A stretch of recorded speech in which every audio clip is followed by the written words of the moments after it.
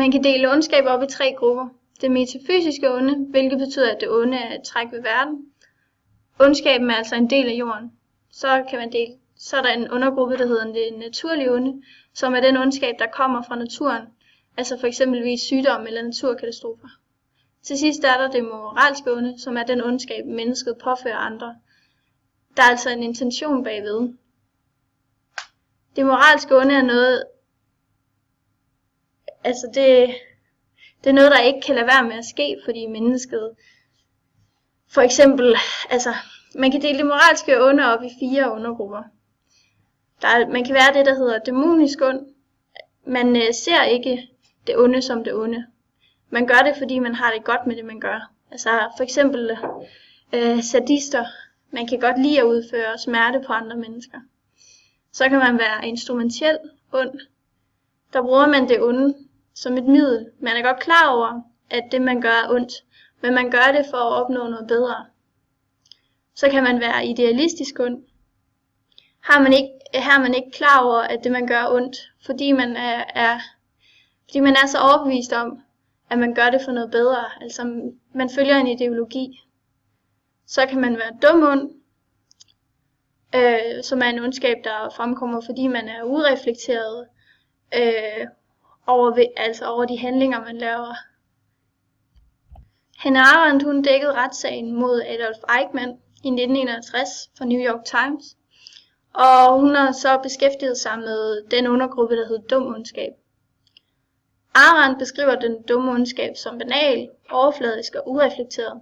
Der er altså ikke længere nogen dybde i ondskaben.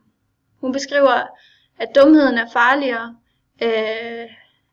fjende for det gode end det onde selv, fordi dumheden mangler fornuft, og man kan ikke argumentere imod den. Den dumme ondskab, som hun også kalder for det ondes banalitet, den ligger i forlængelsen af det radikale onde. Og det er noget, der kan fremkomme for eksempel i et totalitært samfund, hvor det enkelte menneske er blevet overflødigt, og staten har kontrol over alt. I sådan et samfund så fordeler staten alle værdier i samfundet, og det fjerner individualiteten i befolkningen, og dermed også moralen for det enkelte individ. Og det gør, at de er i stand til at udføre handlinger, som er ureflekterede. Det radikale ondes formål er dermed at dehumanisere individet, og med det kan der så fremkomme den onde banalitet. Ifølge Lars F.R. Svendsen var Rudolf Høss et eksempel på dum ondskab. Høss, som var kommandant i Auschwitz, han skrev under sit fangeskab, under hans rettergang, teksten Den endelige løsning på det jødiske spørgsmål. Den omhandlede hans arbejde og hans rolle omkring hans opgaver som kommandant i Auschwitz. Af teksten fremkommer en meget professionel og kynisk syn på holocaust, der har fokus på problemløsning. Høss er fokuseret og præcis, og han har mange detaljer med. Han beskriver processen snarere som et projekt frem for en udryddelse. Der er ingen tegn på, at Høss på noget tidspunkt igennem forløbet har reflekteret over hans handlinger og set det, han gjort, og med det formål, at han har set, at han har gjort noget forkert. Den manglende refleksion over hans handlinger kan f.eks. ses i et sted i teksten, hvor han beskriver gasning og afbrændingsprocessen af jøderne. Høss udtaler: Jeg tror, at cirka en tredjedel døde på stedet. De øvrige tumlede rundt og begyndte at skrige og hive efter vejret. Senere i teksten udtaler Høss: Man lagde alt efter kropsstørrelse indtil 3 lig ind i ovenkammer. Han ser mere på opgaven som en karrieremulighed, og derfor går han meget op i, hvordan tingene gøres, og hvordan de forskellige processer kan effektiveres.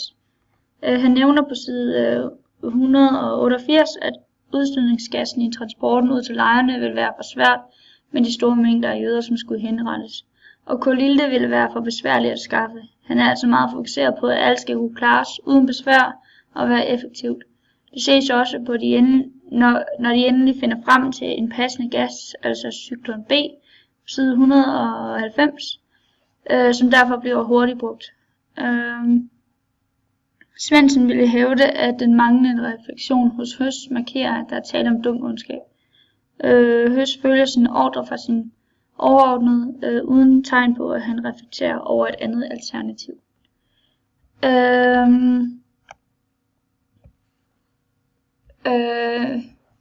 Måske skal det. Man kan argumentere for, hvorfor det ikke er dum ondskab. Han er alt for afklaret med, hvad han gør, og han har reflekteret over det, han gør. Det kan man fx se, da han snakker om afskaffelse af aske,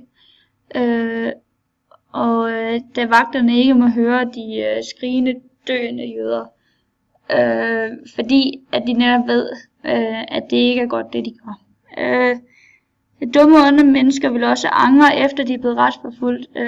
Det vil man kunne se i teksten. De vil kunne indse, at de har gjort noget forkert.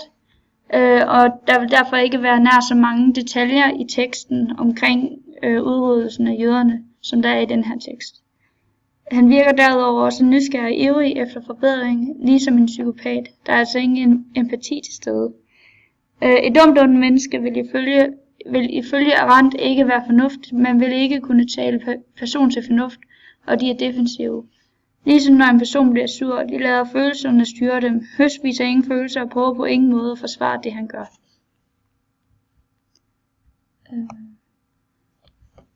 Høs er altså ikke idealistisk ond, fordi man ser intet had i teksten. Hans monotone måde at skrive på og forklare tingene viser ingen følelser. En idealist viser følelser udenpå, og man kan mærke, hvordan de brænder for de ting, de gør.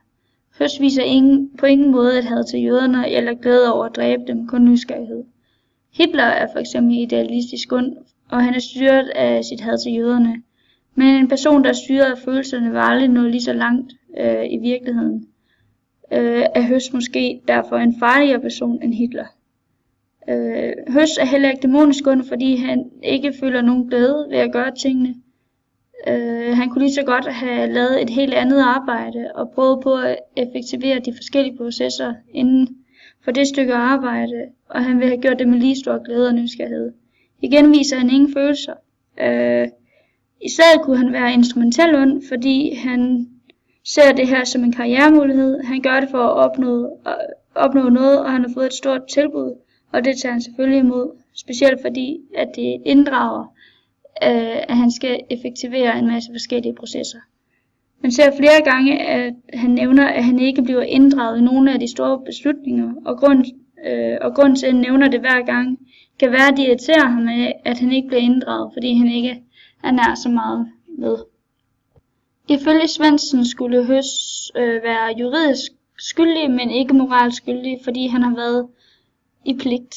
Høs har haft bureaukratisk pligt til at følge ordre fra nazisystemet, men han har samtidig også pligt for at nægte at følge ordre, altså medmenneskets pligt. En pligt, som Svendsen påstår aldrig ophører. Arendt vil erklære Høs skyldig og forlange en straf, hvilket strider imod hendes tanker omkring dum ondskab, fordi hun mener, at bødlen også er et offer for det radikale onde.